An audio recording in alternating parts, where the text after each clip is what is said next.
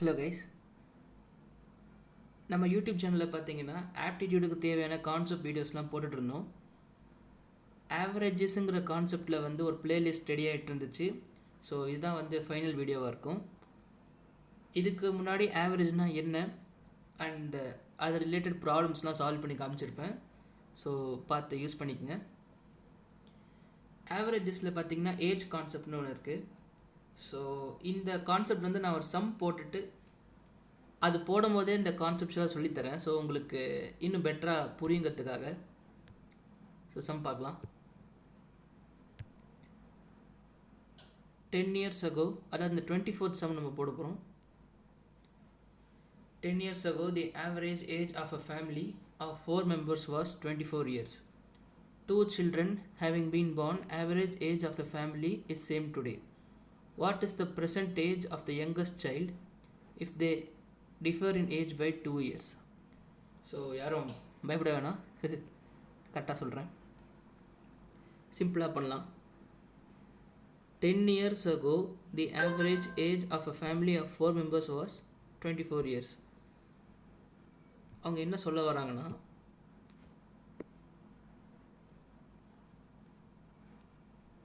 பத்து வருஷத்துக்கு முன்னாடி average age of a family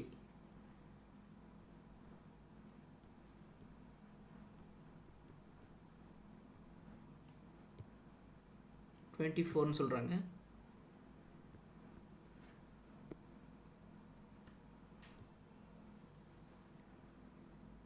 Two children having been born, average age of the family is same today. What is the present age of the youngest child if they differ in age by 2 years? So sentence by sentence நம்ம இதை decode பண்ணிட்டோன்னா question ரொம்ப ஈஸியாக இருக்கும். 2 children having been born, average age of the family is same today. So 10 வருஷத்துக்கு முன்னாடி average age of the family வந்து 24. இப்போ வந்து உங்கள் ப்ரெசண்ட்டில் பேசுகிறாங்க. ப்ரெசண்ட் கண்டிஷனில் வந்து 2 children அந்த ஃபேமிலிக்கு புதுசாக பிறந்திருக்காங்க. ஸோ ஏற்கனவே வந்து அவங்க ஃபேமிலியில் 4 பேர்னு சொல்லியிருந்தாங்க. ஸோ இப்போ இந்த ஃபேமிலியில் மொத்தமாக 6 members. அதுதான் இந்த பாயிண்ட் நம்ம எடுத்துக்கணும். அண்டு 10 வருஷம் கழிச்சும் 2 குழந்தை பிறந்தும் அந்த ஃபேமிலியோட ஆவரேஜ் ஏஜ் எப்படி மெயின்டைன் ஆகுதுன்னா 24 years. ஸோ இதை நம்ம புரிஞ்சுக்கிட்டனால நம்ம அடுத்த ஸ்டெப் அழகழகாக பண்ணிட்டு போயிட்டே இருக்கலாம்.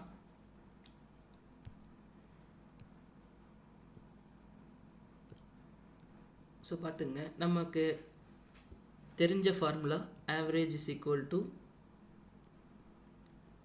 Some divided by number of terms.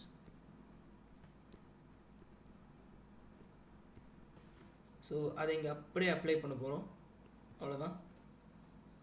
So நமக்கு என்னென்ன டேட்டாஸ் தெரியும்னு பார்த்தீங்கன்னா, இந்த 10 வருஷம் கழித்து நான் சொல்கிறேன். 10 years ago அந்த டைம்லைனில் நம்ம இப்போது சம் ஆஃப் ஏஜஸ் கண்டுபிடிக்க போகிறோம். ஸோ 10 வருஷத்துக்கு முன்னாடி அந்த ஃபேமிலியில் 4 பேர் இருந்திருக்காங்க. Average age 24. So sum of ages என்ன அப்படின்னு பார்த்தோன்னா, sum is equal to 96 years. So 10 years ago sum of the ages வந்து 96 years. ஓகேங்களா? இப்போ 10 வருஷம் கழிச்சு, ஏன் 10 வருஷம் கழிச்சு எடுக்கிறோன்னா, 10 வருஷம் கழிச்சு தான் அந்த குழந்தைங்க பிறக்கிறாங்க. அண்ட் அந்த டைம்லைனில் தான் வந்து அந்த பிறந்த 2 குழந்தையில் சின்ன பையனோட வயசு என்னன்னு கேட்குறாங்க. ஸோ நமக்கு வந்து 10 years ago sum of ages வந்து என்னென்னு தெரியும், 96 yearsன்னு தெரியும். ஸோ ப்ரெசண்ட்டில் இது வந்து இந்த ஃபேமிலியில் ஃபஸ்ட்டு இந்த 4 பேரோட சம் ஆஃப் ஏஜஸ். ஸோ ப்ரெசண்ட்டில் அவங்க ஏஜ் எப்படி இருக்கும்? ப்ரெசண்ட்டில் பார்த்தீங்கன்னா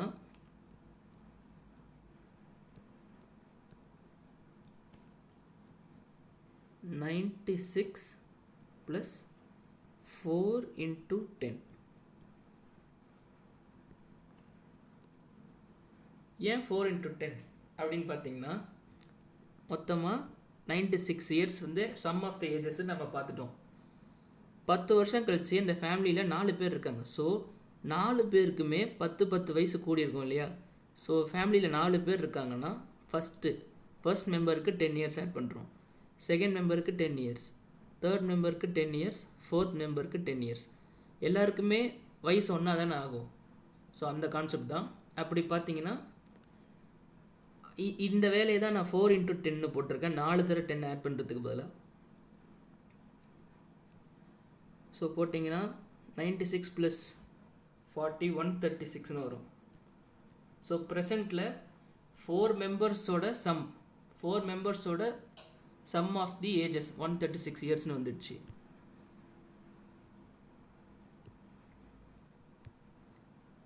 ஓகே, இனிமேல் ஈஸிங்க. இப்போ மறுபடியும் நமக்கு ஃபார்முலா, அதே ஃபார்முலா தான் இங்கே திருப்பி யூஸ் பண்ணுவோம். அதனால தான் இப்போ உங்களுக்கு இந்த ஃபார்முலாவில் டவுட் இருக்குது அப்படின்னா இந்த பிளேலிஸ்ட்டில் ஃபர்ஸ்ட் அண்ட் செகண்ட் வீடியோ வந்து நல்லா பாருங்கள், எக்ஸாம்பிளோடு சொல்லியிருப்பேன். ஸோ அது உங்களுக்கு புரியலன்னா போடுறது கஷ்டம். Average is equal to sum by number of terms.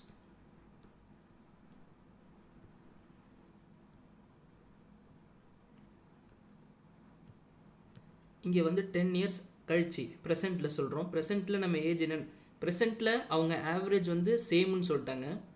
So 24 some of ages வந்து 136. பட் இது வந்து பார்த்திங்கன்னா ஃபேமிலியில் இருக்க 4 மெம்பர்ஸுக்கு தான். புதுசாக பிறந்த குழந்தைங்களுக்கு நம்ம என்னென்னு தெரியாது இல்லையா ஏஜ்.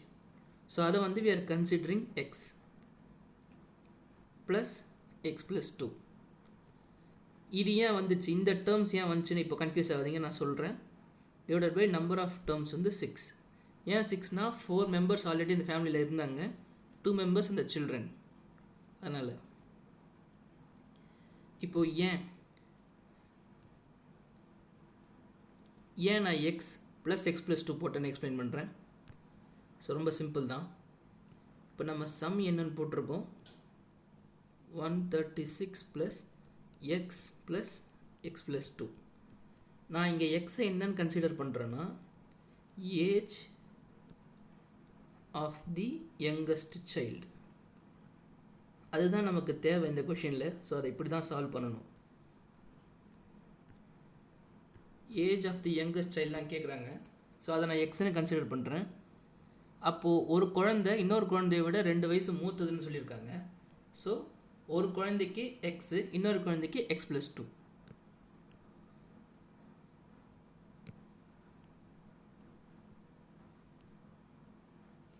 x + 2னா இவனுக்கு 5 வயசுனா இவனுக்கு 7 வயசு இருக்கும், எக்ஸாம்பிளுக்கு சொல்கிறேன். ஸோ இப்போ வந்து நம்ம அந்த 4 பேரோட ஏஜுக்கும் 4 பேரோட சம் ஆஃப்டர் 10 இயர்ஸும் போட்டாச்சு. இந்த 2 குழந்தைங்களோட ஏஜையும் நம்ம ஆட் பண்ணியாச்சு. ஸோ சம் கரெக்டாக வரும். இப்போ நம்மக்கிட்ட ஃபுல் ஃப்ளெஜ்ட் ஈக்குவேஷன் இருக்குது. 24 ஆவரேஜ் இருக்குது, 136 + x + 2 குழந்தைங்களோட ஏஜ் ப்ளஸ் அந்த ஃபேமிலியில் இருக்க 4 பேரோட ப்ரெசன்டேஜ் இருக்குது, divided by number of members 6. இப்போ இந்த ஈக்குவேஷன் நம்ம சால்வ் பண்ணிட்டோன்னா எக்ஸ் என்னன்னு கண்டுபிடிச்சிட்டோன்னா அதாங்க answer.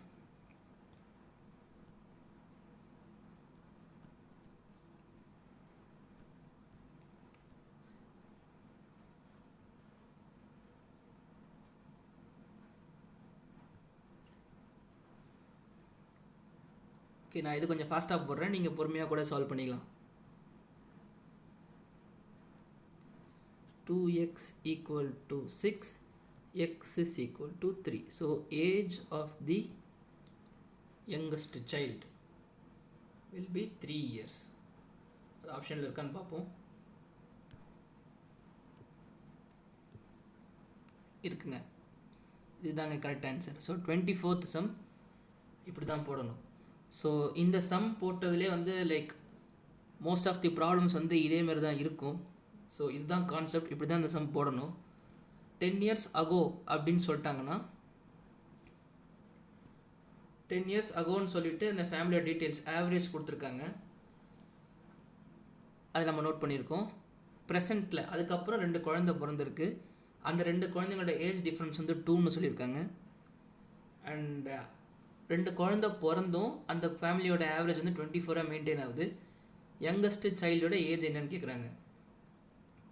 So as usual average formula வச்சு ஃபஸ்ட்டு 10 years ago கான்செப்ட் எடுத்துகிட்டு 10 years ago அந்த டைம் லைனில் sum of the age of the family கண்டுபிடிக்கணும். So this is the process how to do. Sum of the ages கண்டுபிடிச்சிடணும். அதுக்கப்புறம் ப்ரெசென்ட்டில் 10 வருஷத்துக்கு முன்னாடி அவங்க ஏஜ் வந்து 96. ப்ரெசென்ட்டில் இப்போ எவ்வளோ இருக்கும்? ஸோ எல்லாருக்கும் 10 years எக்ஸ்ட்ரா இருக்கும் இல்லையா? ஸோ அதை நம்ம ஆட் பண்ணுறோம். ஸோ ப்ரெசென்ட்டில் சம் ஆஃப் தி ஏஜஸ் கண்டுபிடிக்கிறோம்.